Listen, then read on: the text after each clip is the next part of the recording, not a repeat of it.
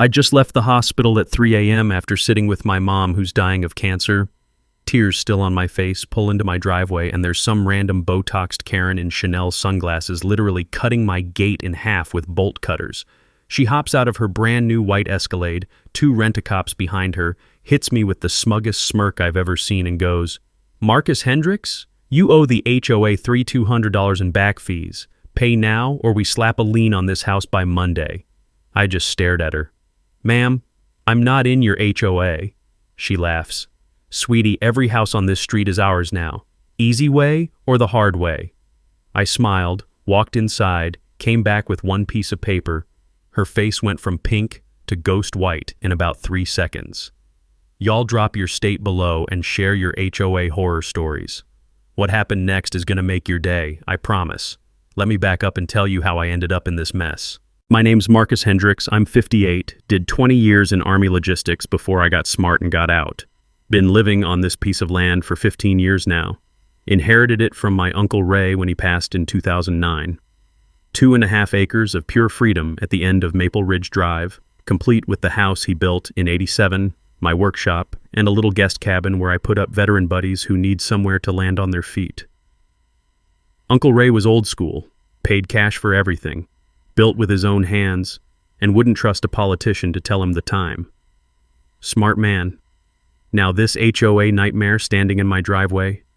Meet Delilah Whitmore. Everything wrong with suburban America squeezed into one perfectly Botoxed package. Been the HOA president for 8 years, sells overpriced houses when she's not busy destroying lives, and cruises around in that white Escalade like she's patrolling her personal kingdom. Here's what makes this extra ridiculous. My property sits at the dead end of the road, separated from the neighborhood by a creek and a wall of oak trees. You literally cross a bridge to get here. It's like Uncle Ray designed his own little country, which, knowing him, he probably did. The morning air still carried the sweet smell of sawdust from yesterday's project mixing with dew on the grass as I tried to process this insanity. 22 hours awake, watching cancer eat my mother alive, and now some strangers demanding money I don't owe. "Ma'am, I'm going to need some actual documentation," I said, fighting to keep my voice steady, "because I've never signed a damn thing with any HOA." She flipped through that clipboard like she was granting me an audience. "Your uncle agreed to voluntary inclusion in 1994. All properly filed with the county, sweetie." The metallic taste of stress filled my mouth. Ray would have burned this place down before joining an HOA. Her smile got that special kind of condescending that makes you want to throw something. "Well, whether Uncle Ray appreciated community standards or not, you're part of our association now. We maintain property values here. We ensure the right kind of people live in our neighborhood." There it was. The right kind of people. I've been hearing that particular dog whistle my whole life, usually from folks who think anyone without a college degree and a white-collar job doesn't deserve basic respect. "What exactly is wrong with my property?" I asked. She gestured toward my workshop with a fingernail that probably cost more than most people's groceries. "Unpermitted commercial structures, fire hazards, unsightly storage." She handed me violation notices that still smelled like fresh printer ink. 4 years of fees at $800 annually plus penalties. Total comes to $4,200. Hold up, 5 minutes ago it was $3,200. Apparently math works differently in HOA land. HOA covenants must be recorded with your property deed to be legally enforceable, no exceptions. If it's not on your deed, they can pound sand. The crunch of expensive gravel under her designer heels echoed off my workshop as she moved closer. "Mr. Hendricks, I'm trying to be reasonable. Pay your obligations, bring this place up to community standards, and we can all coexist peacefully." I looked at those bogus violation notices. Every structure on my land was properly permitted when Ray built it. Commercial activity? I help neighbors fix their mowers because most folks can't afford $70 repair bills. "I need time to research this," I said. "Of course." Her business card reeked of that same cloying perfume that was starting to give me a headache. "Payments due Friday or lien proceedings start Monday." As her Escalade disappeared in a cloud of dust that settled on everything like a bad omen, I smiled for the first time since leaving the hospital. "Lady, you just picked a fight with the wrong tired, grieving, pissed-off veteran who's got nothing but time and a serious problem with bullies." First thing Monday morning, I drove straight to the county clerk's office. You know that musty smell old government buildings have? like decades of paperwork and broken dreams mixed with industrial-strength coffee. That's what hit me as I walked into the records department. "I need to see the deed for 247 Maple Ridge Drive," I told the clerk, a tired-looking woman who'd probably been dealing with property disputes since before I was born. She pulled up the file on her ancient computer. Thing wheezed and groaned like it was personally offended by the request. When she handed me the papers, I felt my first real smile in days. No HOA covenants, nothing. Clean as a whistle. But here's where it gets good.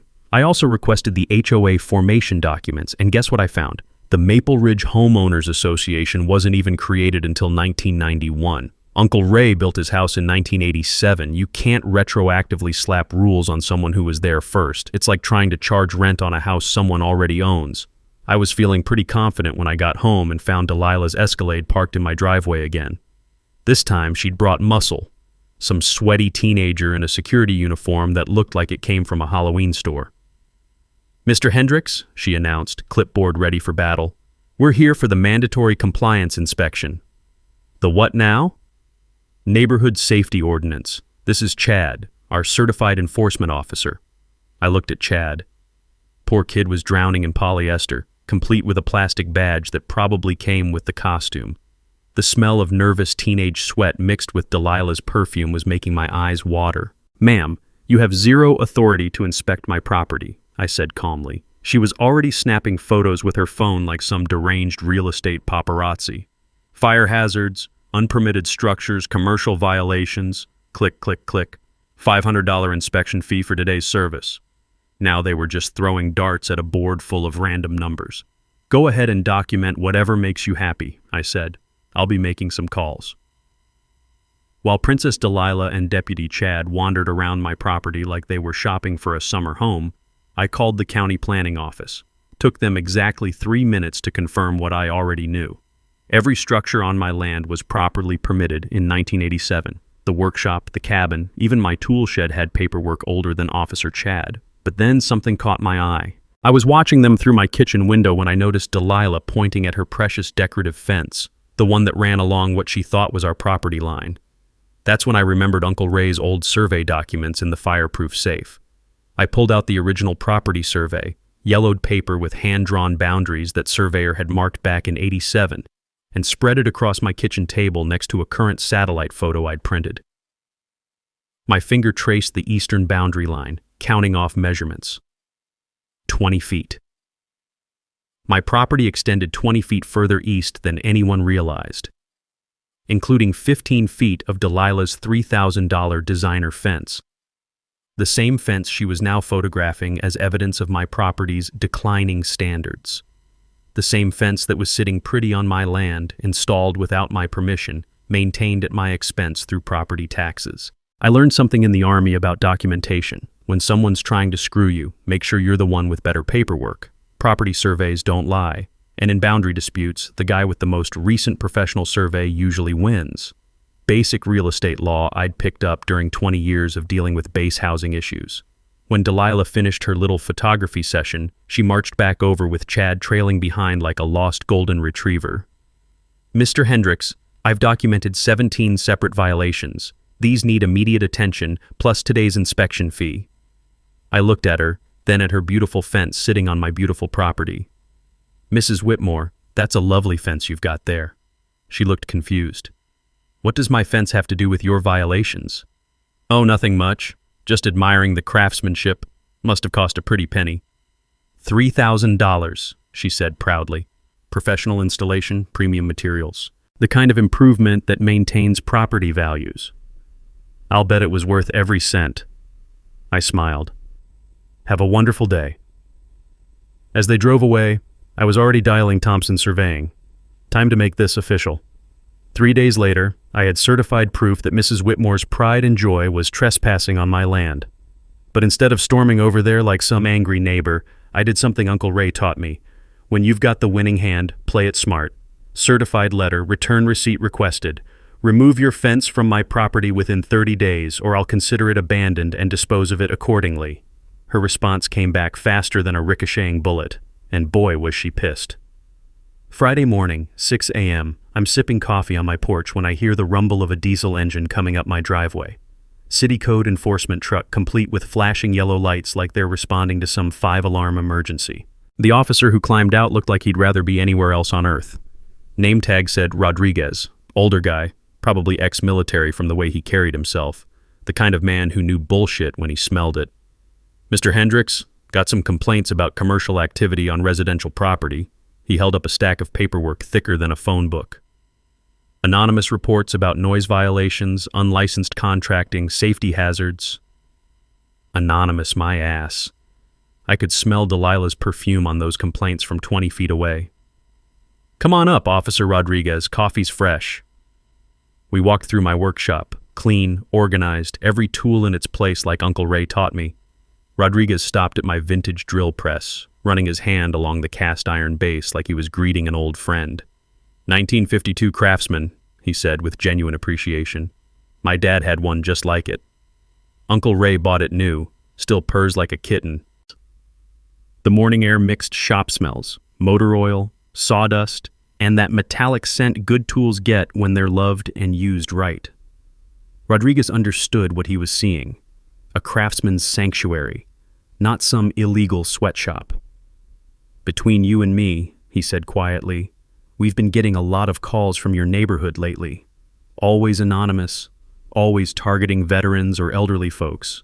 Same handwriting on every complaint form. That's when I knew Rodriguez was good people. After he left, with a perfect inspection report and an invitation to bring his grandson by for woodworking lessons, I decided to research Mrs. Delilah Whitmore. Amazing what public records reveal when you know where to look. Real estate license suspended 2 years ago for undisclosed conflicts of interest, but she's still advertising as a licensed agent. Her husband's mortgage company is under state investigation for fraudulent appraisals. And here's the beautiful part. Court records show he owes $85,000 in unpaid business taxes. Suddenly, their desperate need for imaginary HOA fees made perfect sense. That evening, Delilah called an emergency neighborhood meeting about declining property standards. The community center reeked of burned coffee and day-old donuts when I walked in. Folding chairs creaking under nervous neighbors, fluorescent lights buzzing like angry wasps overhead.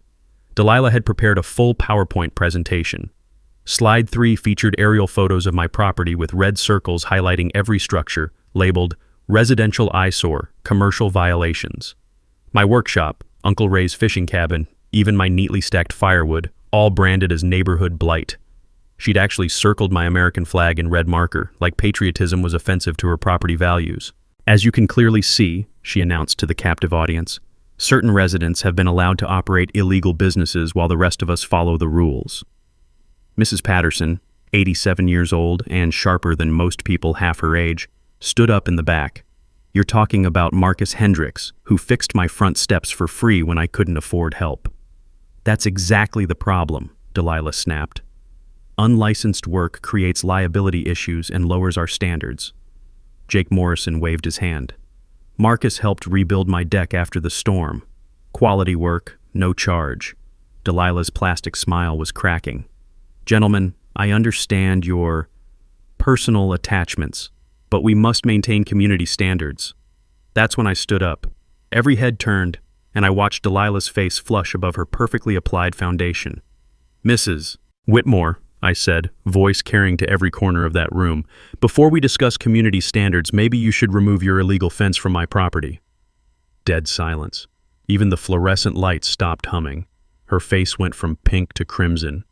I don't know what you're implying, but I pulled out the surveyor's report, letting everyone see the official seal. Professional survey shows 15 feet of your fence sitting on my land. No permission, no easement, no right to be there. The crowd started murmuring. Delilah's eyes darted around the room like a cornered animal. That's impossible. The fence was professionally installed according to our property lines. I smiled. Well, either your installer can't read a survey or someone's been lying about where those property lines actually are. Her husband, sitting in the front row, went pale as paper.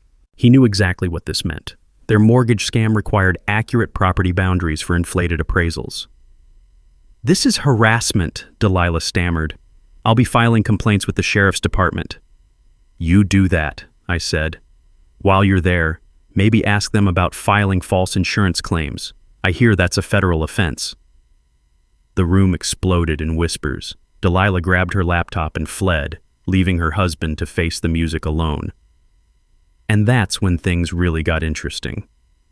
Saturday morning, I'm enjoying my first peaceful coffee in weeks when a car door slams hard enough to rattle my windows.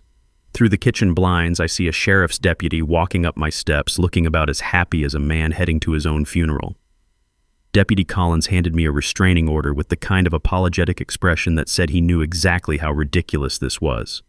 Mr. Hendricks, I'm required to serve you this temporary protective order. Mrs. Whitmore claims you threatened her at a public meeting. I scanned the document while morning air carried the scent of Mrs. Patterson's fresh-cut grass I'd mowed yesterday for free. According to Delilah's sworn statement, I had aggressively intimidated her and made threatening gestures in front of witnesses. Complete fabrication, but legally binding fabrication. Deputy, you know this is garbage, right? He shifted uncomfortably. Sir, I just served the papers, but between us, we've had more calls from your address lately than the rest of the county combined. The order prohibited direct contact with HOA board members.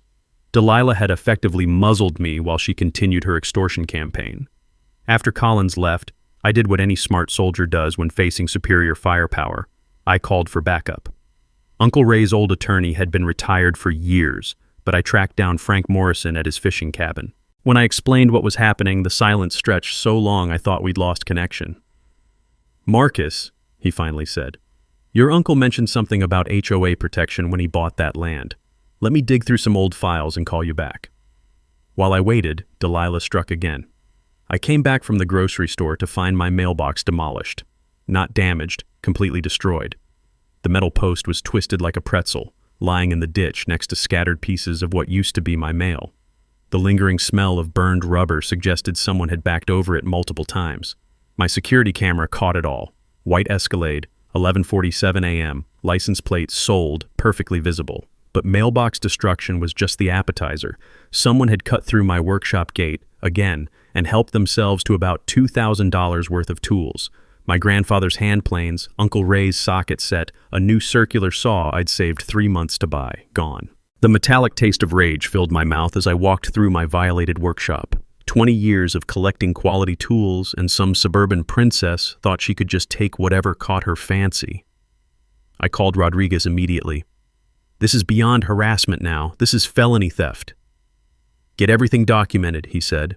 Photos, serial numbers if you have them, insurance reports. And Marcus, install more cameras. This is going to get worse before it gets better.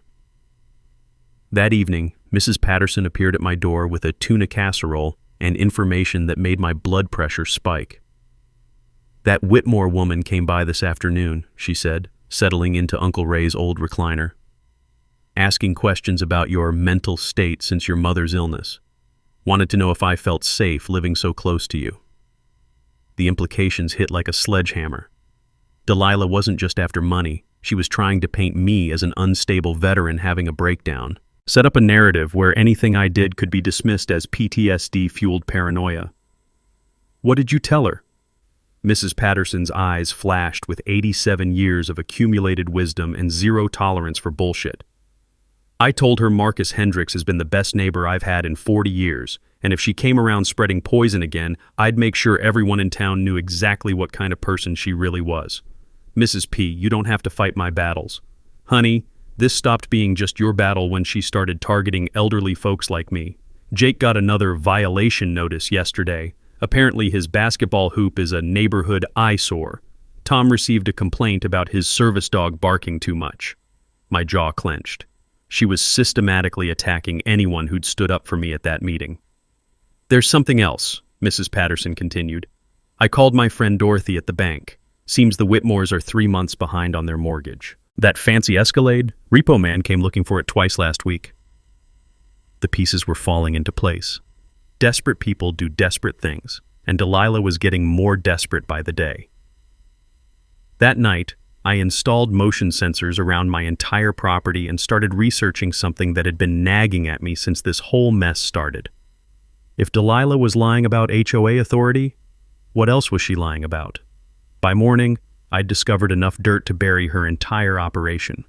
Time to go on the offensive. Tuesday morning, Frank Morrison called back with news that made my hands shake. "Marcus, I found something incredible in your uncle's closing documents. Ray negotiated what's called a property exclusion agreement back in 1987, specifically designed to keep his land out of any future Homeowners Association." I set down my coffee mug, the ceramic clink echoing in the quiet kitchen. "What kind of agreement?" "The original developer owed Ray $50,000 for construction work on the neighborhood entrance. Instead of cash, Ray accepted debt forgiveness, plus a written guarantee that his property would remain forever outside any HOA jurisdiction." The morning sunlight streaming through my kitchen window suddenly felt warmer. Uncle Ray, that crafty old bastard, had seen this coming 35 years ago. "But here's the beautiful part," Frank continued, and I could hear him grinning through the phone. "The agreement includes an automatic penalty clause, $10,000 for each attempted enforcement action against your property." My throat went dry. Each action? Every violation notice, every fee demand, every harassment incident. Based on what you've told me, I count 23 separate violations. That's $230,000 in contractual penalties, plus attorney fees. And the smell of fresh coffee mixed with sawdust drifting from my workshop as the magnitude hit me. Uncle Ray hadn't just protected his property, he'd created a financial nuclear weapon. "There's more," Frank said. "If any HOA attempts enforcement against your land, their entire formation documents become legally invalid. Ray essentially rigged the system so that harassing you would destroy whoever tried it." While I was absorbing this bombshell, my insurance adjuster, Greg Hamilton, arrived for the theft documentation. What he told me added another layer to Delilah's criminal enterprise. "Mr. Hendricks, your case fits a pattern I've been investigating. 12 similar incidents across 3 counties. All victims received HOA harassment before mysterious property damage. Same MO, same white Escalade in security footage." He spread photos across my kitchen table like evidence in a murder trial. Broken mailboxes, stolen equipment, vandalized gardens. The progression was identical in every case. "What really caught our attention," Greg continued, "was Mrs. Whitmore's own insurance claim last month. $8,000 for foundation damage allegedly caused by vibrations from your workshop." The irony tasted metallic in my mouth. Vibrations to a fence that's sitting illegally on my property? Gets better. Our investigator found the damage was normal concrete settling that happens in every installation. She's been filing fraudulent claims and collecting payouts across multiple insurance companies. When Greg left with a file thick enough to choke a horse, I drove to the county clerk's office one final time.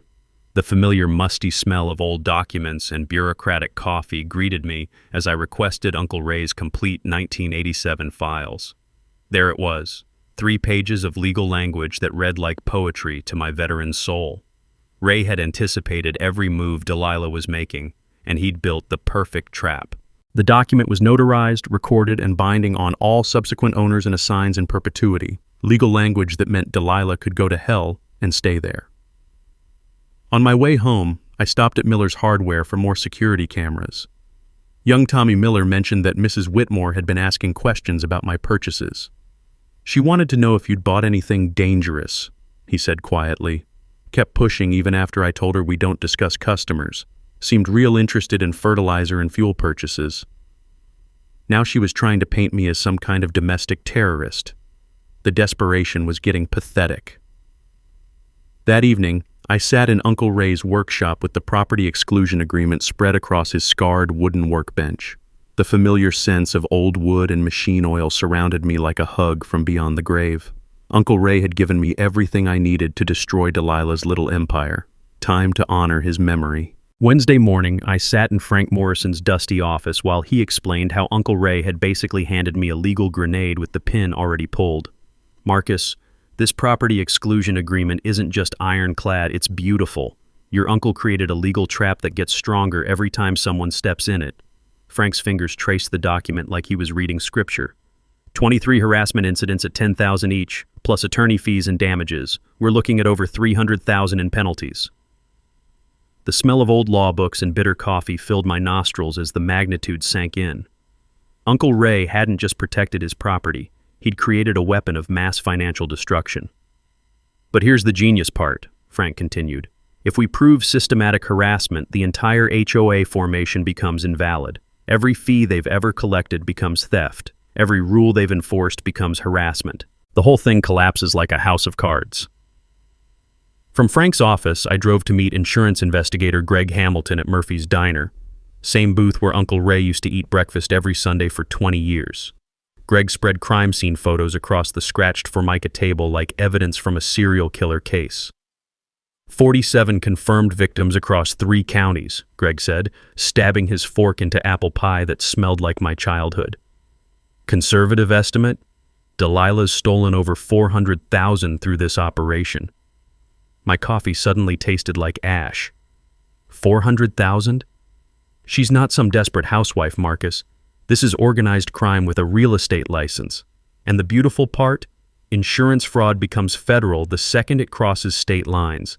FBI's already tracking similar patterns in retirement communities. The fluorescent lights hummed overhead like angry wasps as Greg explained how Delilah's scheme worked. Target vulnerable residents, demand fake fees, vandalize property when they refuse, file fraudulent insurance claims, collect settlements, repeat. A perfect predator system disguised as suburban civility. That afternoon, I met with Deputy Rodriguez at his kitchen table, off the clock, off the record. His wife's tamales filled the house with the smell of home and hope, while he showed me a file that made my blood pressure spike. Marcus, look at this pattern. He spread complaint reports across the table next to dinner plates. Every victim is either elderly, veteran, or minority.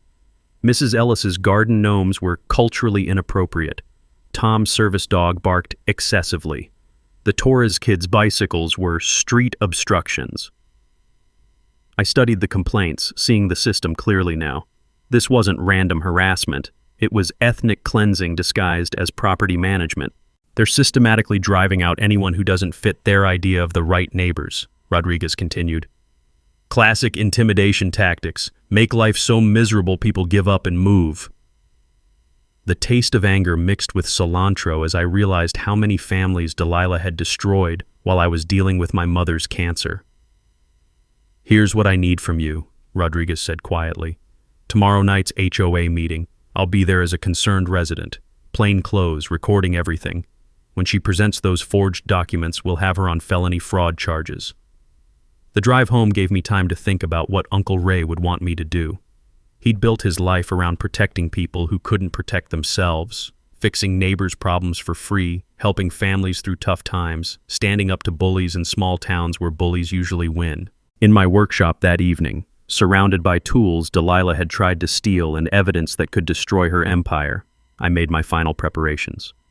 The familiar sounds of crickets and creaking wood, mixed with the mechanical hum of security cameras that would capture every moment of tomorrow's confrontation. I'd learned something during 20 years of military logistics. The best battles are won before they're fought. While Delilah was planning her little kangaroo court to vote my property into compliance, I was preparing to detonate the legal equivalent of a nuclear weapon. She had no idea what Uncle Ray had built into that 1987 agreement. No idea that every harassment incident had been carefully documented.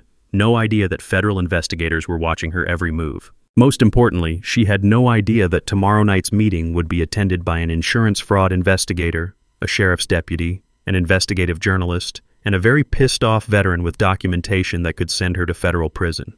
The smell of sawdust and motor oil carried memories of Uncle Ray teaching me to use these tools, to build things that last, to stand up for people who needed standing up for. Tomorrow night, I'd honor his memory by dismantling the kind of bully he'd spent his life fighting. The trap was set. The evidence was overwhelming. The allies were in position. Time to spring Uncle Ray's masterpiece. Thursday, 2:47 a.m. The piercing shriek of my security alarm ripped me from dreams about my mother's hospital room. I grabbed Uncle Ray's old baseball bat and checked my phone.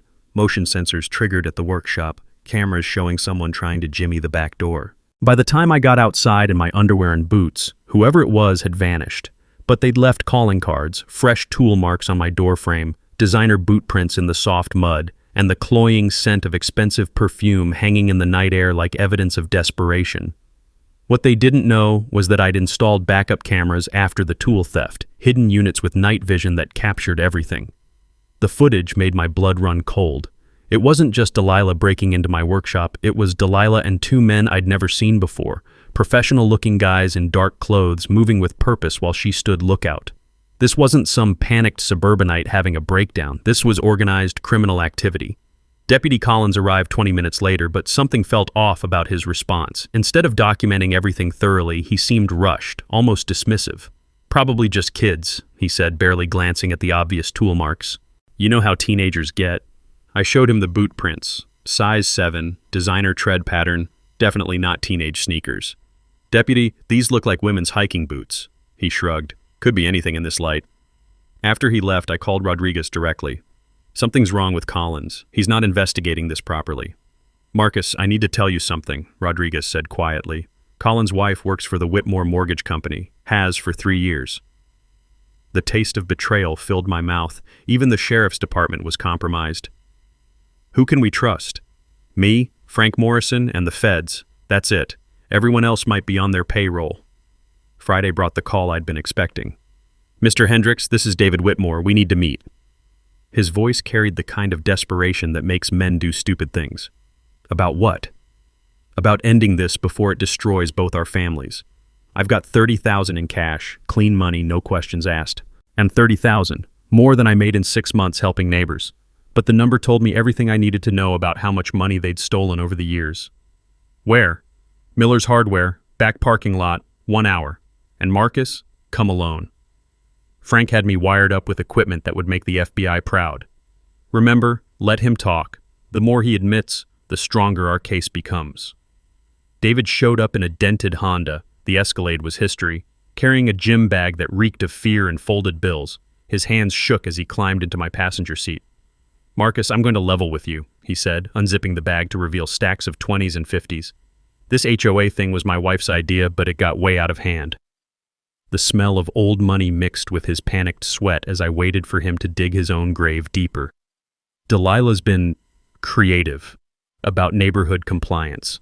Truth is, we've been having serious financial problems since my mortgage license got suspended." "Suspended for what?" "Inflated appraisals. Nothing major, just helping some friends get loans they wouldn't normally qualify for." He laughed nervously. "But the state board doesn't see it that way." There it was, mortgage fraud confession number 1. "So the HOA fees?" "Look, your property technically could be considered part of the neighborhood association if you squint at the boundaries right. Delilah figured collecting some back fees might help us stay afloat until my license gets reinstated." "How much have you collected from other neighbors?" His silence lasted long enough to make me nervous. Finally, "Maybe 40, 50,000 over the past 2 years. Just from properties that were borderline cases. 50,000 stolen from neighbors who couldn't afford lawyers. Elderly folks on fixed incomes, veterans struggling with medical bills, single mothers trying to keep their heads above water. David, that's extortion." "It's property management," he snapped, then caught himself. "Look, take the 30,000, sign a settlement, and we all walk away. No lawyers, no courts, no problems." I stared at the money, thinking about Mrs. Patterson scraping together grocery money while these parasites stole from her neighbors. "What if I say no?" His friendly mask slipped completely. "Then you're going to have a very difficult time living in this neighborhood.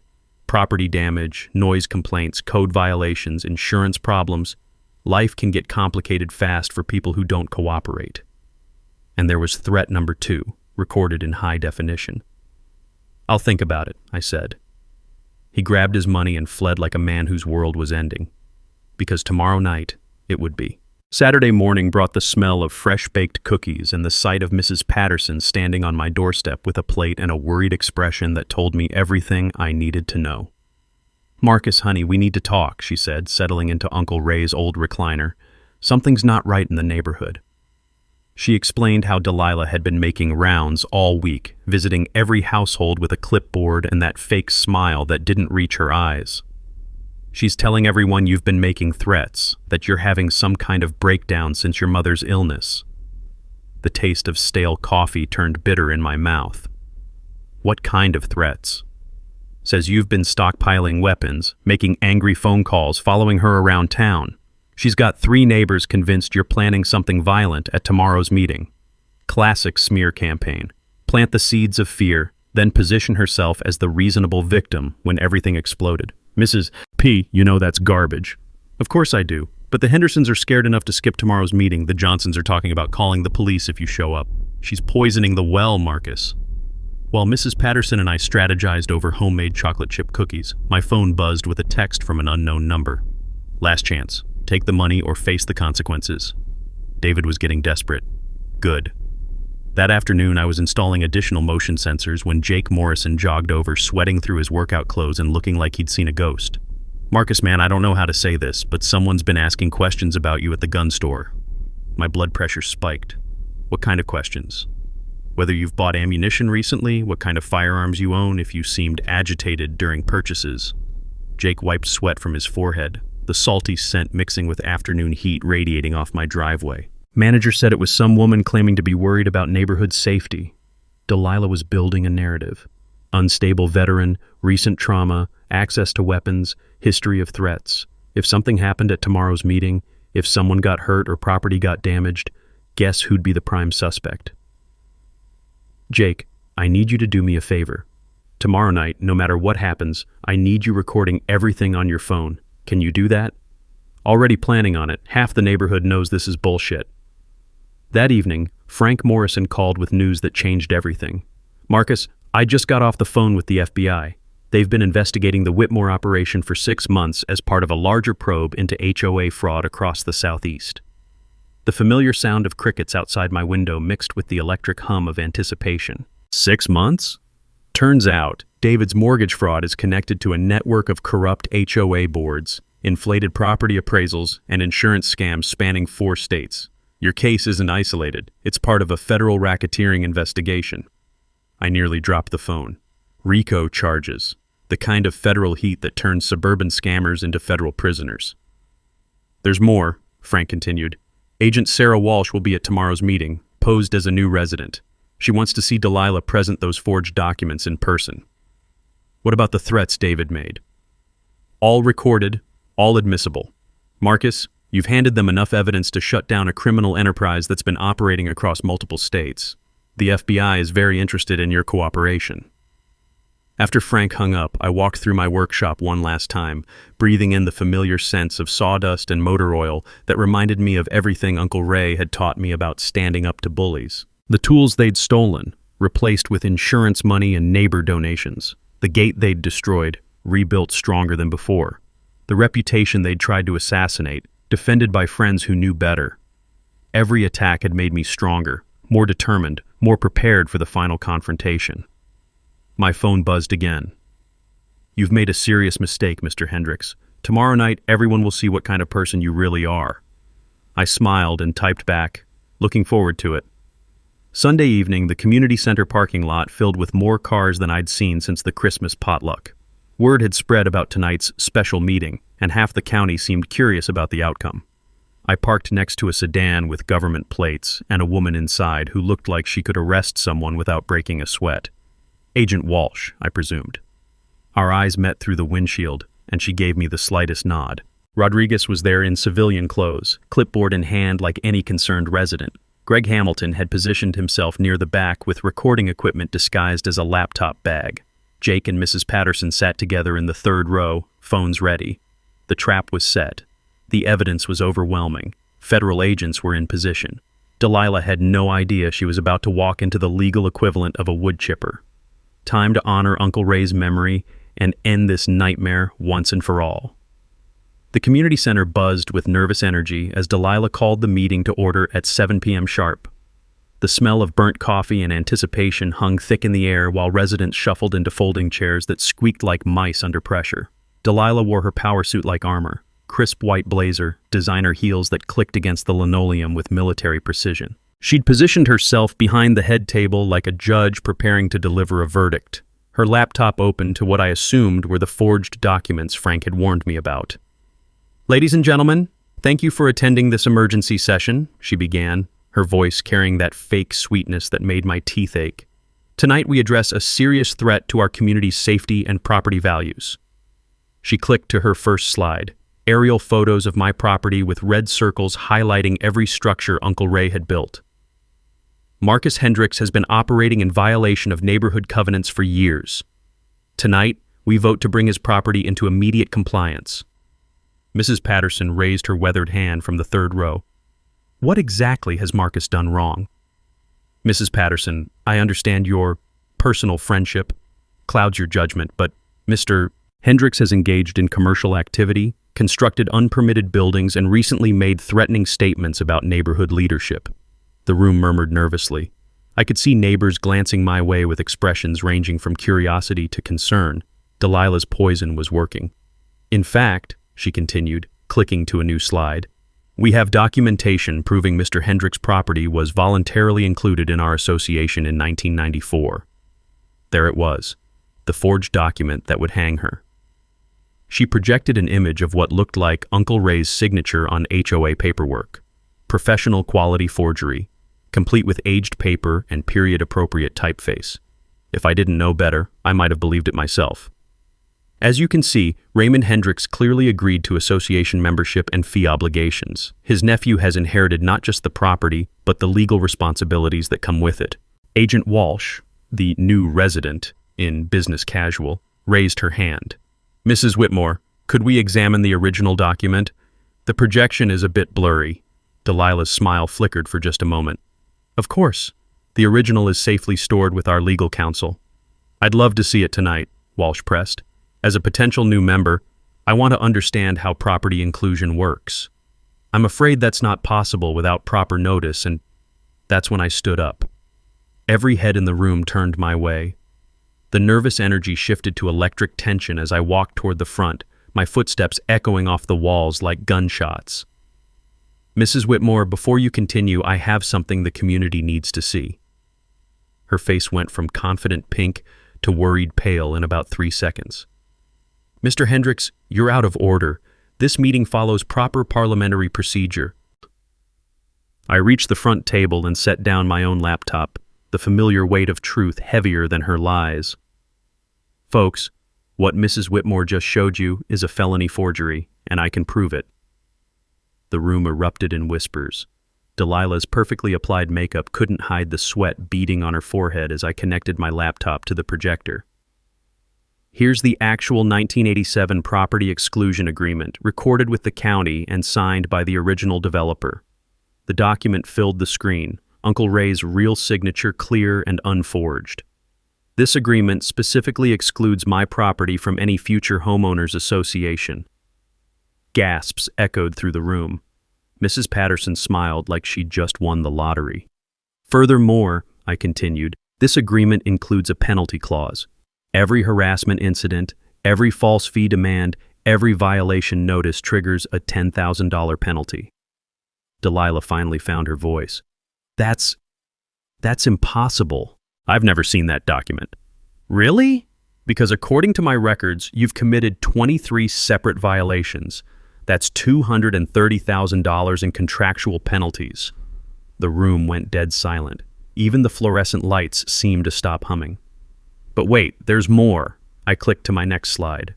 "Mrs. Whitmore's real estate license was suspended 2 years ago for fraud. She's been operating illegally while collecting money from neighbors." David Whitmore, sitting in the front row, looked like he wanted to disappear through the floor. And here's my personal favorite. I clicked again. Recording of David Whitmore offering me $30,000 in cash to keep quiet about their operation. The audio played through the center's speakers. David's voice confessing to creative property management and threatening neighborhood retaliation if I didn't cooperate. Agent Walsh stood up, federal credentials gleaming in the fluorescent light. "FBI, Mrs. Whitmore, Mr. Whitmore, you're both under arrest for wire fraud, extortion, and racketeering." The handcuffs clicking shut sounded like justice finally arriving. As deputies led the Whitmores away in front of 50 witnesses, Mrs. Patterson started clapping. Jake joined in. Soon the entire room erupted in applause that echoed off the walls like thunder. I looked up at the ceiling tiles and silently thanked Uncle Ray for the best revenge system ever devised. 6 months later, my workshop smells like fresh cedar shavings and sounds like hope being built one board at a time. The Veterans Therapeutic Woodworking Program officially launched in March with 23 participants and a waiting list longer than my driveway. Tom Williams, the guy with the service dog Delilah tried to silence, is teaching his 10-year-old grandson how to sand without going against the grain, Mrs. Patterson volunteers every Tuesday, bringing homemade cookies and unsolicited advice that somehow makes every project turn out better. Jake Morrison finished his first birdhouse last week, crooked as a politician's promise, but he built it with his own hands, and that's what matters. The smell of coffee brewing in the corner kitchenette mixes with sawdust and motor oil, creating an atmosphere Uncle Ray would have loved. These tools that Delilah tried to steal are now helping veterans process trauma, teaching kids patience, and building furniture for the homeless shelter downtown. The legal aftermath was everything Frank Morrison promised, and more. Delilah got 4 years federal prison for wire fraud, extortion, and racketeering. David received 6 years for mortgage fraud and conspiracy. Their house sold at auction to pay restitution. Mrs. Patterson bought it for 30% below market value just to spite them one last time. The property exclusion agreement held up perfectly in court. Judge Martinez called it an exemplary piece of preventative legal planning that should be studied in law schools. I received the full $230,000 in contractual penalties, plus attorney fees, plus damages for emotional distress. But the real victory was systemic change. The Whitmore investigation exposed HOA corruption across 4 states. 47 victims recovered stolen money totaling over $400,000. New state laws now require HOA financial transparency, independent auditing, and criminal background checks for board members. You can't just elect the neighborhood Karen to unlimited power anymore. The Veterans Affairs Office created a national HOA harassment hotline after my case went public. 3 investigative journalists won awards for exposing the systematic targeting of veterans and elderly residents. Congressional hearings led to federal legislation protecting military families from housing discrimination disguised as property management. Most importantly, my mother got to see the good guys win before she passed in April. I used half the settlement money to establish the Patricia Hendricks Memorial Scholarship for military families, named after Mom, who always said education was the one thing nobody could take away from you. First recipient was Maria Santos, a single mother Navy veteran pursuing her nursing degree. The fund will provide scholarships for the next 50 years. The other half went into expanding the workshop program and buying the old Henderson property when they moved to Florida. Now we've got 5 acres of therapeutic space where veterans can work through PTSD with hand tools and honest work, where kids learn that building something beautiful takes patience and precision. Jake finally got to keep his basketball hoop. In fact, the neighborhood council voted to build a regulation half-court using recovered HOA funds. We used Delilah's old violation notices as kindling for the dedication ceremony barbecue. Mrs. Patterson brought potato salad and stories about every neighbor who'd stood up to the bullies. The annual HOA Horror Story Festival draws people from 3 counties now. Equal parts comedy roast and legal education seminar, it raises money for veteran family scholarships while teaching new residents how to recognize and fight housing harassment. This year's theme, Know Your Rights Before You Need Them. Tom's therapy dog training program has expanded to serve veterans with PTSD across the state. Turns out, dogs and woodworking tools make excellent medicine when combined with patience and community support. The sound of sanders and saws mixing with laughter fills my workshop every day now. Uncle Ray's tools are getting more use than they've seen in decades, teaching skills that last lifetimes while building friendships that matter. Rodriguez got promoted to detective after the Whitmore investigation. Collins transferred to another county after his wife's mortgage fraud conviction. Apparently, integrity isn't hereditary. The smell of dinner cooking drifts from Mrs. Patterson's kitchen next door as evening settles over Maple Ridge Drive. Tomorrow brings another workshop session, another chance to help someone build confidence along with cabinets. Uncle Ray always said the best revenge against bullies is living well and helping others do the same. Y'all share your worst HOA nightmare in the comments. I read every single one, and some stories might become future episodes. Hit that subscribe button because next week we're covering the landlord who tried to evict a military family during deployment and the epic legal comeback that left him bankrupt and begging for mercy.